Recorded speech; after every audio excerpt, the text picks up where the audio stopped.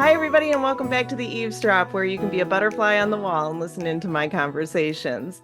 Guess who's back? Cheryl Deesh. We're so excited. We're going to have that conversation about setting boundaries. When we were talking about the RSD and the whole idea of boundaries coming up, it was like, oh yeah, we have to definitely talk about boundaries. And I'm telling you, Cheryl is so smart when it comes to boundary setting and understanding like the real nitty gritty of it. So I'm really excited to have her back. Remember Cheryl Dix from Sigma Wolf Coaching, and it's sigmawolfcoaching.com. Is that correct, Cheryl? That's correct. Yeah. Thanks for having All me. right. And so welcome, Cheryl. Setting boundaries. First of all, what is that all about? What are boundaries? Oh, that's such a great question. Do you know what your boundaries are? I have some boundaries for sure. Awesome. Yeah. Well, 90% of the population have no idea what I just said or what their boundaries are or why they have them or why they're important to them. So this is a subject of passion for me because I grew up in a way where, my toes got stepped on all the time growing up and no one respected my boundaries. So as a young adult and as an adult and a person with ADHD, I didn't know how to have boundaries with other people. So people were having conversations with me all the time and I didn't understand why. So in the last few years, I've done a ton of research about boundaries and realized that a boundary is really a set of personal principles, so core values that you have within yourself. Mhm. And it's there to support you, but it's also there to support other people so that you can have a positive, or they can have a positive relationship with you. And so when you know what your values are, when we have to have a boundaries conversation with someone, it is because we're in a conflict with them. They have crossed a boundary. 90% of the people that have crossed your boundary didn't know it was a boundary. So what we're actually upset about is with ourselves. We're upset with ourselves because we haven't taught that person how to treat us. And so it can build within, and then we don't want to tell them that they've crossed your boundary because you might not know that they have. And then you end up being angry with this person or resentful. So once the resentment comes in, then we start case building and coming up with all this evidence about why this person's no good. Now, we're mad at this person, and we've had this big story we've created, and this person's playing T-ball with their son. So who's losing? We are. We are. And so that's the purpose of setting boundaries, is knowing who you are, knowing what you value, what your core values are, and learning how to own them, respect them, define them. And that happens with your personal, professional, emotional, mental, physical, spiritual, including our sexual boundaries. And we can come up with a ton of examples. And we're also going to briefly talk about gaslighting. So when someone doesn't respect your boundary or makes you feel like you shouldn't have that boundary, we're going to talk about that later in the show. And we're also going to talk about, ADHD. The ADHD brain also will find that we lack boundaries because we have a lot of chatter that goes on in our heads. So we may cross someone's boundary and not know about it. So when people set a boundary with ADHDers, it can create rejection sensitivity dysphoria.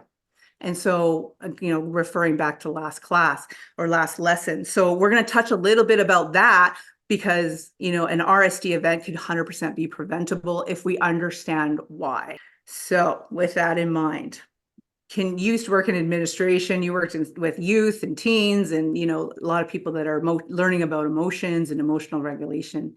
Can you tell me a couple of experiences that you've had, like working in the schools where boundaries either existed or didn't exist and some of the Mhm. conflicts that were experienced?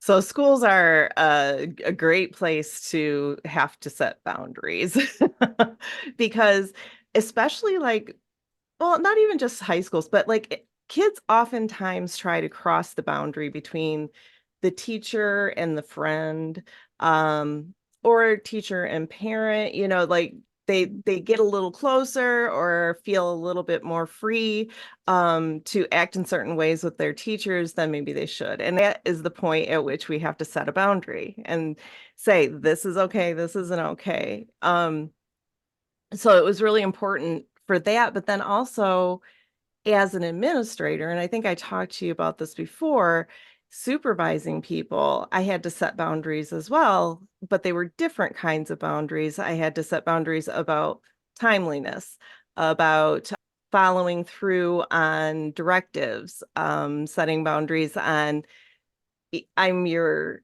boss, I'm not your therapist. So a lot of boundary setting, in the school systems, in all of those areas. But I think it's true of almost any work environment where if you don't have good solid boundaries, you're just not going to have the work environment that you really want. Yeah, and what I'm hearing is lacking work-life balance. Mm. And so people will bring their personal lives into their professional lives, and then they blur those lines, and everyone's exhausted because no one kind of knows where professional ends and personal begins, personal ends and professional begins. So setting boundaries is absolutely critical in that environment. Can you tell me a bit about conflicts between two youth? Kids a lot of times don't have boundaries. That's right. It's pretty common, but it can really get you into trouble as a kid, as a student. One of the really common ones that I saw, and I'll talk about this one because it is it's an emotional kind of thing, is the boundaries between boys and girls and the behaviors that they can exhibit toward each other in these settings. So girls have a really hard time setting that boundary a lot of times, and boys will, grab them or, say things and make comments to them. Those are all really inappropriate things. Yeah. But the girls have a really hard time setting that boundary. Believe it or not, it also goes the other way, where girls feel like they can touch a boy in any way that they want to touch a boy, or where a boy knows he can't hit a girl feels like she can hit a boy. Mm. So setting those boundaries and being able to help them be able to set those boundaries is really, really important, because that can lead to a whole victim mentality. You really bringing up a couple of amazing points, which one is it's these kids are emotional. Mhm. And they're, as we know, put a 13-year-old girl in the room and you'll know what we're talking about. There's a lot of energy moving through this system as it's developing, and we don't provide them enough support to understand what actually is happening. So when a girl, let's say for an example, wants to hit a boy and thinks she's entitled to do so, there's some wanting here, right? So this girl in that example, what does she want? Does she want to control this boy? Does she want to feel she wants his approval? Does she want to feel safe with him? Does she want to feel close to him, or does she want to push him away? And when a young girl can answer that question, I want to hurt or hit this boy, however, lovingly or otherwise, what do I want? And when they realize that's what they want, then they can do something with or about it. But what they're doing is they're lashing out because they have all this energy moving through their emotional system that they don't understand. Mhm. So similar with the boy, pulling the girl's hair or punching her arm or pinching her or telling, inappropriately touching her. What does he want? Does he want to control her? Does he want her approval? And if he likes her, he probably wants her approval, or he wants to feel one with her. Or does he need to feel safe? Or does he want to be separate from her?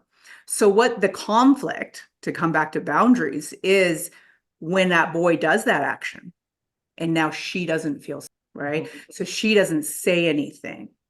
So she's now giving up her feeling of safety because she doesn't want to have a conflict. So what can we teach our young girls and how to set that boundary when someone's trying to take your feeling of safety away? Right. So she can then have a conversation with this young boy, and what he does with it, it can be complicated, but that's how you work with, people that know about boundaries. So she may say to him, Johnny, when you do that, it really makes me feel unsafe. I think you're a really nice guy, and I think we can get to know each other a little bit better, but this isn't the way we're going to do that. So I would like you to stop because I don't feel safe when I'm with you. Mhm. What do you think? And he might get really embarrassed and run away, or he might be like, hey, this was my in. Now she's talking to me, and this is what he really wanted. right? So those are some of the really quick, easy example when it comes to young people. Well, and I just want to point out too that I was always amazed that when these kids would come and talk to us about that, we would say, have you told them to stop? Yeah.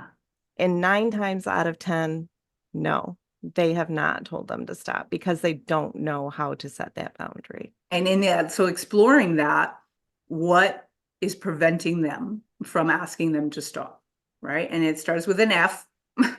Everyone can fill in the word now. It's And fear. ends with an R. Yeah, it's fear, right? What are they afraid of, right? They're going to be afraid. So we have, I call it CASO, control, approval, security, separation, or oneness. We also have the opposite. They're going to receive disapproval. They're going to feel that they're not in control. They're going to feel that they're unsafe or that they're going to be hurt or harmed. And they want to be separate. So we do separation and oneness together because we also try to trigger that opposite side. So that's why they don't say something, because they're young, they're emotional beings, they're learning how to navigate that. And what does every 15-year-old girl not want? They don't want to feel disapproved of. They want to feel that they're connected into a community. So that's what's preventing that. So when you ask them, what are you fearing? Then it opens the dialogue for them to go, yeah, what am I fearing? I'm fearing that they won't like me. Well, they're hurting you. Is that a person you want within your life? You want that approval by being harmed? Well, no. So let's set a boundary, let them know, I approve of you, but I'm going to do that in this way. And it just takes the energy right out, because we react because we don't know why. Mhm. And so we'll automatically go to the fear response. So let's dive a little bit into, so we've talked about personal and professional boundaries. We've talked about sort of that emotional, mental relationship boundaries with young children. A sexual boundary, can sometimes be a challenging conversation. And we can dive into this a little bit if we have time. But just being aware, sometimes we have very strong opinions about our sexual boundaries, and we know how to handle them if we're confronted with something like that. Some people don't. But when you do, it's like, why can you set a boundary there, but you can't set a boundary with your best friend?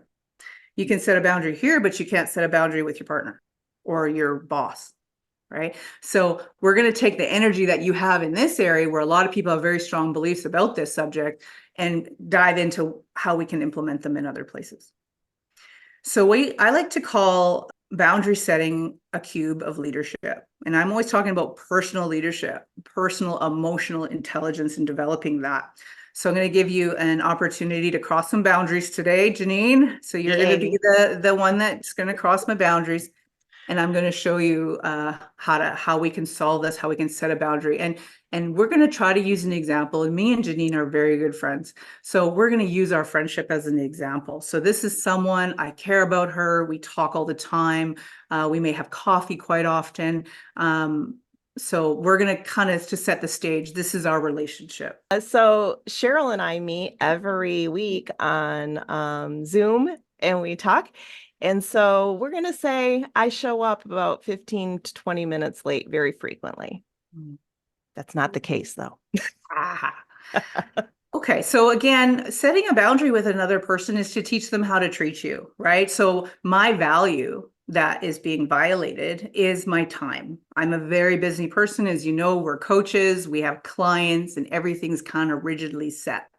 And so when someone violates that and is 15 minutes late, now I can only spend 45 minutes with her, and I value that time. But it also leaves me here going, where is she? I'm starting to worry about her. Did something happen? I might want to WhatsApp her. So it's going to start creating a bunch of dialogue. And in this case, in this example, she's done this to me a couple of times. Okay, so we're going to use that. So it's not a one-off.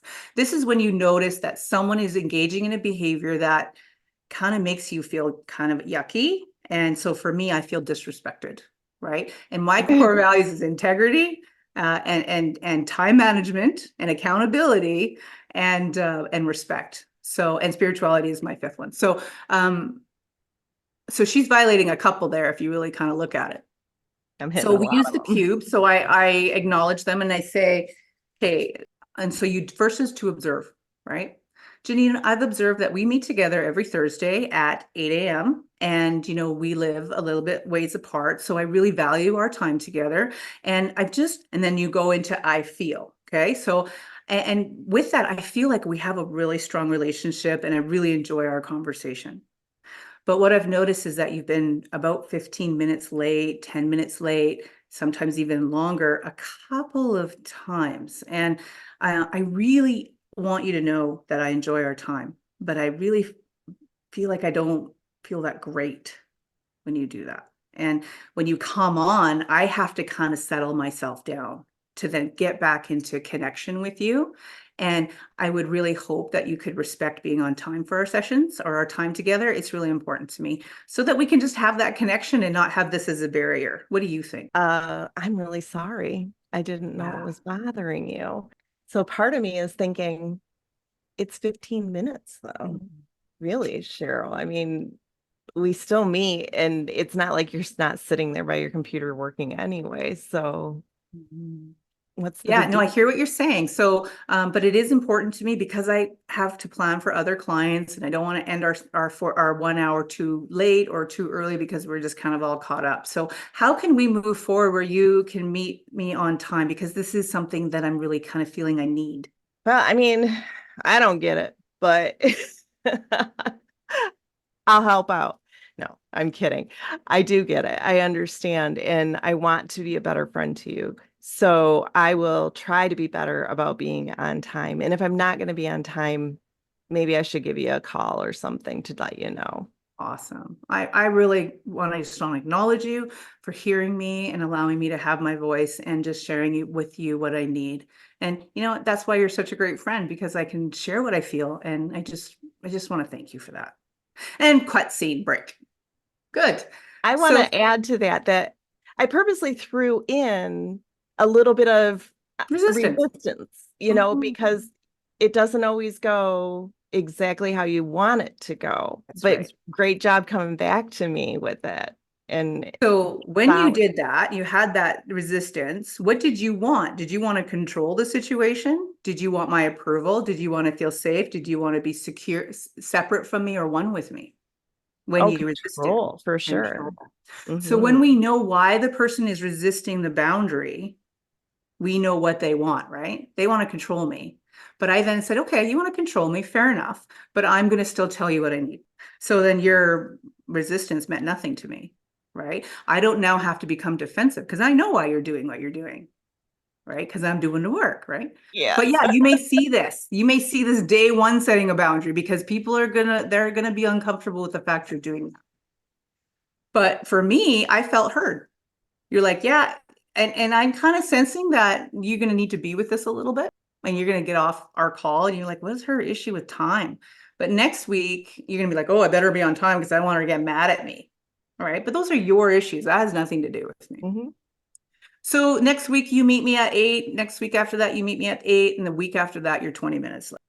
So now we've Didn't set a call. boundary and you didn't call. So you've acknowledged it, you've changed your behavior, and now we're back into an old pattern. All right, so come on. So this is level 2. This is when someone has pushed your boundary, they're challenging your boundary, they're putting some pressure against it. This is common, this happens all the time. So you need to be ready and you need to know what to do with and about that. Okay, so come on to our session, 20 minutes late. Sorry I'm late. Hmm. Yeah. I think it's really important that we have a quick conversation before we start kind of getting into our day today. So a few weeks ago, we talked about how time's important to me, and we made an agreement that you would be here at 8 a.m. And I really own that and I honor that. In the last 2 sessions, I really felt like we're really connecting again. But today we're 20 minutes late. We said we would call and leave a message, and I'm feeling that my time's not being respected. That makes me feel disrespected. And I don't really feel great when you make me feel that way. And I'm starting to question how many times I want to spend time with you because I don't like how this makes me feel. So can we make an agreement to be on time? And if you can't, and if it's a reasonable excuse, let me know via text. What are your thoughts? Well, I did say I would text you and I didn't do that. So, I mean, I know it's important to you. So I definitely will do that Yeah. from now on. Oh, I appreciate that. Like, oh, I already feel a release, just to release that, and I love that we can talk about these things. And, I'm sure I do things that make you want to have conversations with you as well. So feel free to have those conversations with me. And I love that we were able to respect each other. And I feel really respected right now. Thanks so much. Let's continue on with our day. So what'd you do this weekend? Off you go, end scene. So this is a little bit more assertive. So did you feel the assertion kind of come on you? A little bit more pressure, right? So what came up for you when I did that? Mm, embarrassment, Mm, shame, little rejection, hmm. um, and maybe just a titch of anger Good. about who does she think she is telling me what to do? Yeah, good. So do I have any control over any of those emotions? No. So what are you going to do with or about them? Well, as an emotionally mature person, I will probably work through them with a Right. coach, maybe. With a coach, Or, maybe. Yeah.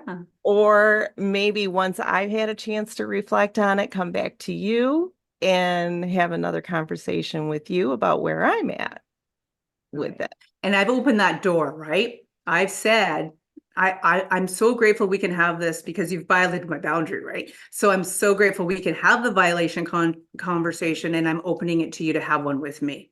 Mhm. Because I know you're not going to like this conversation, right? Because I'm going to now tell you you need to stop. Okay, so you're going to violate my boundaries some more, Mm. right? Now you're not going to show up. And this time you're going to be, so we're going to be good 8 o'clock the next week, 8 o'clock the next week, and then you're going to be 8:05. I'm not going to say anything, right? Because I know you've crossed it, but it's 5 minutes. I'm going to give you some leeway, right? Sometimes people have to use the bathroom before the session. Fair enough. That's a non-event. But when it's 15 minutes, that there's something that occurs in those 15 minutes, right? We know we're late. So you already know you're late. We're in now session number 4. You're late. Now I'm sitting here. You're lucky I'm even here, to be honest. In my world, I wouldn't be here. You'd come to an empty screen. But in this example, I will be here. Oh, Cheryl, I'm so sorry. I'm so sorry. I know I'm late again. I'm really sorry. I should have texted. I didn't have time and I thought it was more important to just get to the meeting first. Mhm, mhm. No, yeah, I hear that. We get really busy. We have a lot of things on the go, and I understand that. I'm really excited about, continuing to work together, but I'm in a tough position. I'm feeling like a real push-pull, and I just want to share my experience with you if that's okay. Mm, sure. Yeah, yeah. So we've talked, again, I understand your apologies. I understand that they're wholehearted and I can hear them. I can feel them. I sense that you're really, really sorry. But at this point, I've set a boundary with you to be on time. You violated that boundary once already, and we've had another conversation, and now we're here. And unfortunately, this puts me in a position where now I need to make choices because I don't feel respected. I don't feel approved of, and I want to now be separate from you. But your relationship to me is so valuable. I care so much for you and how you think and what you believe, and I learn from you. So it makes me very sad to have this conversation with you. If you continue to do this at this point, I won't be meeting with you every week. Maybe we'll just meet when we have time because I just can't feel like this because it affects my day, it affects my emotional wellness, and it affects my relationships with other people. So I'm sorry to have to say that to you. What are your thoughts? Well, I don't want to stop meeting, Mm, but I'm a lot of times I just can't help it. I'm just late. So maybe we need to meet at a different time. wonderful idea. What's a good time for you? And I'm happy to meet you where you are. If I can want to support you to be on time, what can I do to support you to do that? Again, you're so valuable to me, but I can't be with this energy. Yeah, I think we need to look at our calendars and figure out when I'm not quite so busy right beforehand so that I don't continually be late. Yeah. Yeah. And again, if you need any support to why you're late, like, we can talk about that. And, can you get some support from another person to help you with what you're doing? Is there different things you can do to support yourself that you make, your time commitments? Awesome. Thanks so much. And scene. Now we're going to replay that scene. Now I want you to gaslight me. So, Janine, can you just tell us a bit about what the definition of a gaslight is? Because people will experience this in setting boundaries. Yeah, so gaslighting is put simply, it's put back on you. It's your problem. You're crazy. You don't have any idea what the real world's about. Those types of things. And we've all been gaslit where, somebody will say, you never said that, or I never said that. They'll flat out, deny. Gaslighting is basically when it's all your fault. They own nothing. Awesome. So we're going to play the third scene again. Everyone was here, so they were there for that. So instead of you trying to change your calendar, you're going to gaslight me instead. So go ahead. And this is how you manage someone who gaslights you. Cheryl, I don't know what is the problem. You are being a little bit overreactive. No, you're being really overreactive about this. It's just a little bit of time, and it doesn't make any difference because we're going to meet for an hour. We're going to meet for 45 minutes. You already gave that 15 minutes to me anyway. Wow. I really want to acknowledge, what you said there, and I'll take it under advisement. But I am going to create some space at this time and allow you to reflect on what I need. I have been clear about what I need, what I've observed, and what I'd like to see to make this relationship successful. And unfortunately, our session, our time will end now for us to make some choices and decisions. I want to feel confident and capable to tell you how I feel. And that response, I'm feeling like I want to be separate from you right now, and I'm going to respect myself to do that. And I really want you to take good care. End But scene. yeah, I was going to say, I was going to start arguing. And good that I'm glad you said that, because there is no more argument. So when she wanted just to say, I want to argue with you, I'm like, nope, I want to respect myself, and I need to set some time aside to reflect. And I'm going to honor that I want to be separate right now, and I am going to end our session. And I really want you to take good care. I'm leaving the meeting. And now her screen is black. So when you don't respond to a gaslight, it didn't work. They do that because they want to win. They want to get approval. They want to have control. They want to say they have more, their opinion's worth more than yours. You get your opinion, I get mine, because I have no control of your response, but I have control of how I react, what I say, and how I influence your behavior.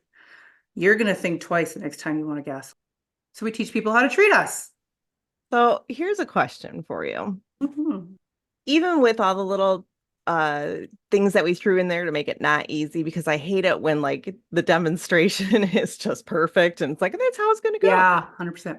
How, as a person who struggles with setting boundaries, how are you, how would you stick to that boundary? How do you help yourself? What tools can you do to help yourself stick to that boundary? Well, I think the question is what do you need? Right? And we're going to go back to Casso, right? Do you need to feel in control of yourself?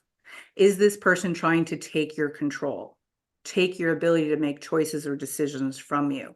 And when that happens, how do you feel? Right? You feel a bit powerless. Mm-hmm. You might feel angry. You might feel fearful.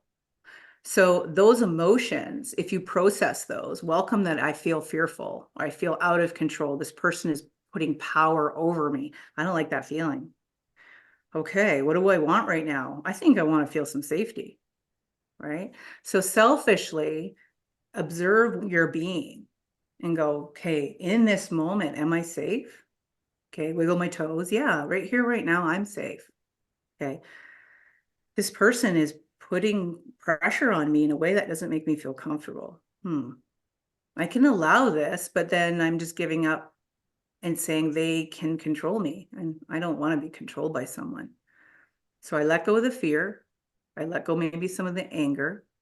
I feel that I have control over myself. And now I can have this conversation intellectually. So what we do is we get lost in that fear. We get lost in that they're going to disapprove of me. They're going to leave me. They're going to abandon me. A lot of stories will come up. But when you release your emotion of how this behavior made you feel, and that's why I'm asking for the timeout when you gaslit me, was I need to be with the emotions that just showed up, which was rage, anger, betrayal. You have no respect for me. And now you want me to think I'm crazy. Who was I to be friends with you? Right. But I'm not going to tell you that because I need to process those emotions because it's not about you. It's about me that I felt that way.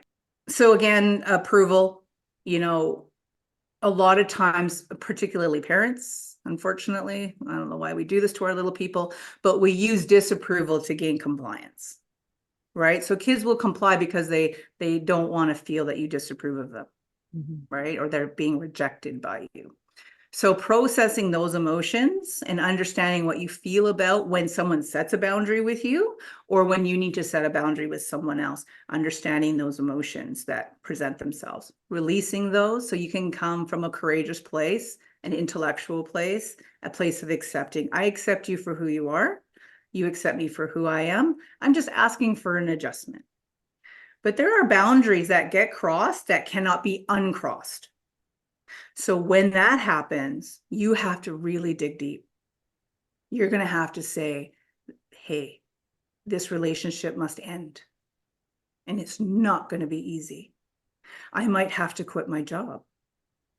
I might have to have a intervention with this person because they're using substances or their ADHD. I can't manage it.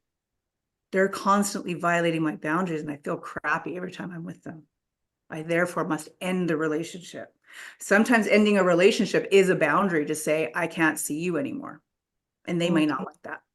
And right when you say that, I really want to grab on to the idea of, yes, sometimes you're going to have to let go of people in your life that you love, you care about, but they're not good for you. And if you lose somebody in this process, does that mean that you're a bad person? Does that mean that they're a bad person? What where does that go? That's a good question because we're all spirits having a human experience, right? So some of us are intellectual, some of us are spiritual, some of us are mental beings, some of us are physical beings, right? So to have different personalities out there, that's what makes us unique, that's what makes us diverse, that's what makes great things happen. However, someone who's really sporty isn't going to really connect with someone who's kind of a couch potato and likes to sit at a computer. Does that make either one of them wrong? No, it's what their values are. It's what they believe in and who they are as an individual. So no one is ever bad. But I used to tell children, you're not bad. Your behavior is naughty. Because when you do that, it makes me feel this way, or it hurts your sister. Your sister's sad because of your behavior. Can we resolve this? So no one's ever bad, but we're all unique. But we get to have that independence. We get to have that solidarity about what's important to us, and we have that ability to express that. Unfortunately, you know, you've probably heard this before. Some people are in your life for a few days, a few months, a season, or a lifetime. So you be really careful who you enter into your lifetime relationships, or they're just maybe here to teach you something for a short period of time, and then they're going to go. Even when that happens, nobody's bad. It allows us to be independent and live in the truth of who we are. So that kind of leads to the next question of, what if my values and your values kind of collide, but we still want to have that relationship, but we both need to set boundaries? How do we address that? Can you give me an example? Because I could like that just went in like 50 different directions for me because you'll see that in corporate, you'll see that in workplaces, you'll see that even in families. So let's say with our example, I highly value love, Mm. right? And so maybe I'm thinking, if you love me, you're just going to accept this about me because it's who I am, and love is more important than anything. And for you, respect and time is very important and is a high value for you. So even though both of us have great values, we're seeing them in a different way. So how can I meet my values of you should love me where I am, and you meet your values of you need to respect me and my time? Wonderful question, because, I'm sure you've read the book or heard about a book. It's called The Love Languages. It's an awesome book. My love language is for you to respect me and respect my time. Your love language is love and acceptance. So why is love and acceptance, your love language, more important than my love language, which is respect and time? So if you loved me, you would honor that this is for me. And I love you by being on time, available to you, open to you, and present with you. So Wayne Dyer says it perfectly. When you change the way you look at things, the things you look at change. For me to love you, it's like love yourself by honoring the love you have for me, right? So when we look at love languages, some people it's affirmation. They want to be told they're amazing all the time. Other people want to be held. Other people, like you say, is like, I want to honor you. I want you to love me. I want to feel connected. I want to communicate. I want to feel like we're connected. That's your love language, right? And mine is like acts of service. Like you coming in on time is an act of service to me that you're respecting my time. So when you know how people's love languages are different, you could kind of see where their boundaries are coming from. Right. So me even having a boundary conversation with you is an act of love, Mhm. because if I don't, I'm going to resent you. I'm going to have anger, and I'm probably going to hurt you a lot more than if I just love you and set a boundary and meet your love language So is there room for compromise every time. to set your boundaries? Every time. And that's why I asked you, what do you think? So as soon as you ask the other person, what do you think? They might be like, oh, I had no idea I did that. Or, but yeah, but I need this. I need you to be more fluid, more accommodating. I don't have to agree to that compromise, but I can also hear that that's what you need. So we're always in dialogue, right? It's always back and forth about what you need and what I need. And then we determine where we meet in the middle. Because if we don't, we're out of balance, right? You're running my show. I don't want you to run my show. I want to be collaborative, right? And then if I set a boundary and you feel resentment, now we're like this. So you can maybe say to me to next week, say, hey, you were really kind of tough on me last week. I just wanted to share my feelings about that. Boom, you're balanced again. You might not resolve it in the first conversation, and allow that person to absorb what you've said. Give them the space to do that, work with their emotions, and do the work. And then when they come back, things will be rebalanced. Because every time you set a boundary, you're kind of tipping the scale a little bit. So we're always kind of doing that with people. So just kind of how can we rebalance? And that's the compromise. So I really tried to put up some barriers for you and challenge you because I know how boundary setting can be really difficult for people. And I really appreciate the fact that you've been able to respond to everything that I've given you.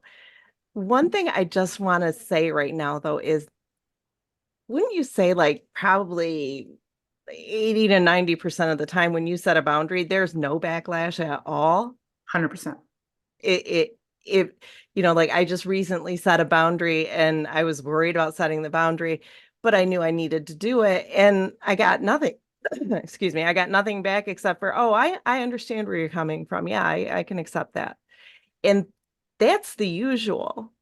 So even though we kind of focused on the muddier parts of it, Love that. Muddier parts for sure. I want people to realize that most of the time when you set a boundary, people just didn't know, right? They didn't know that that's what you needed.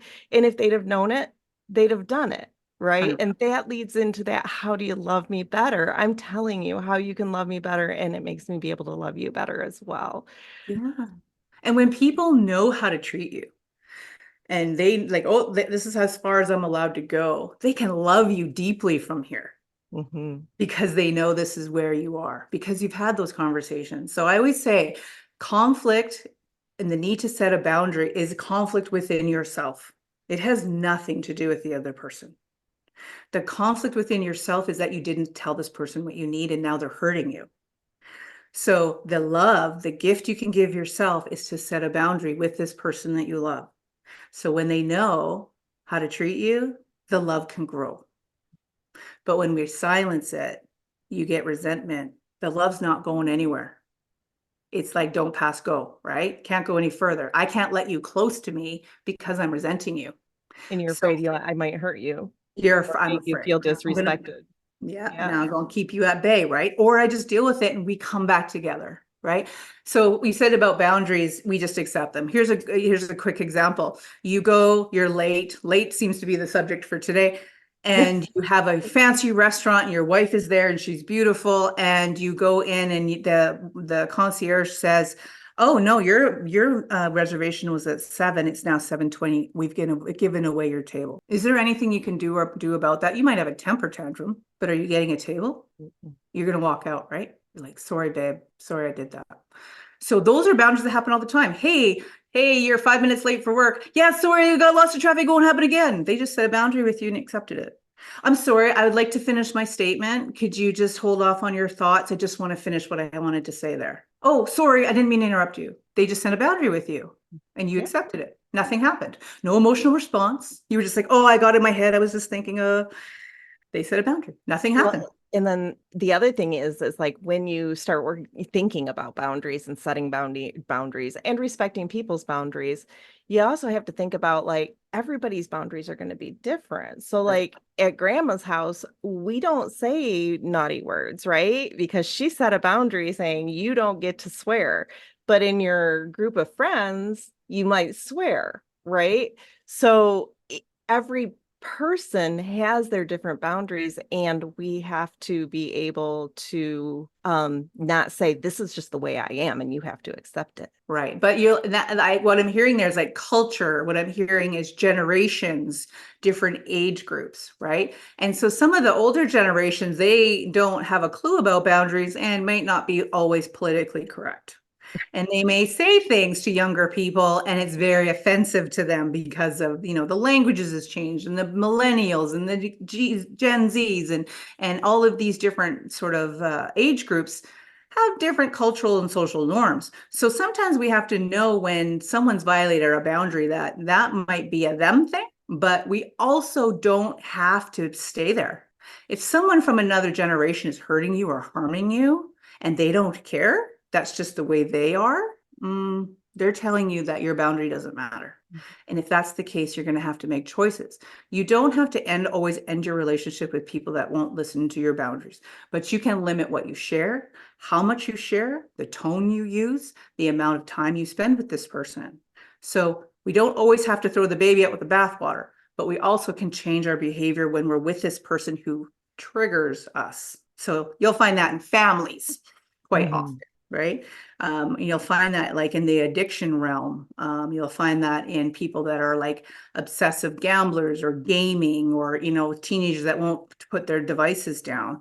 You'll find some resistance and like we don't throw our kids out because they won't put down TikTok, but we can set a boundary with them and engage with them and ask them to engage with us without the device for a period of time. And we share those so we can have those intimate moments with them. So again, it's a love language. It's a process. It's because you love and accept yourself. You live authentically. You teach people how to treat you. And I'm telling you, from my experience, I had zero boundaries. Honestly, ADHD, growing up the way I did, zero, zip, not a clue.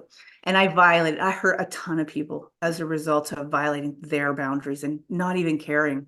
But when I did the work, everybody meets me at my boundary. I've experienced deeper, more loving relationships. I can be more authentic and I can be honest with people and there's really no fear anymore. And I get to be who I am. I don't have to be a chameleon. I don't have to be a people pleaser. I don't have to say I like something when I don't.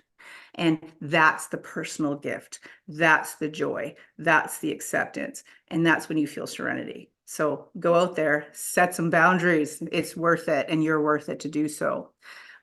We have a couple of links that we wanted to chat about core values. So we're going to add these. I'll let Janine tell you a bit about those because they're quite valuable. So it's really hard to set boundaries around values if you don't know what your values are. And I find that a lot of people don't always know what their values are. So in the details, below the video or below our podcast, there'll be a form that Cheryl has that she's worked with that has a way for you to go through and kind of determine what your values are, what really rings true to you, and what things are really important to you by process of elimination and some real mental work. There's also, I will share the link to an online survey that also will kind of help you narrow down those values.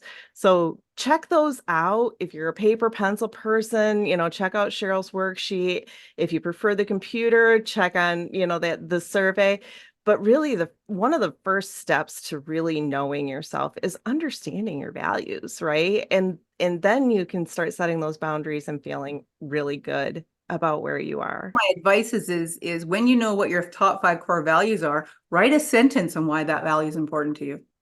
So then when that value's crossed, you know why. Yeah. And when you know why you feel the way you feel, you then know what to do with or about it. Absolutely. Cheryl, thank you so much again for being on. This was a great conversation. I loved doing the actual demonstration because sometimes when you talk about it in theory, it just doesn't work.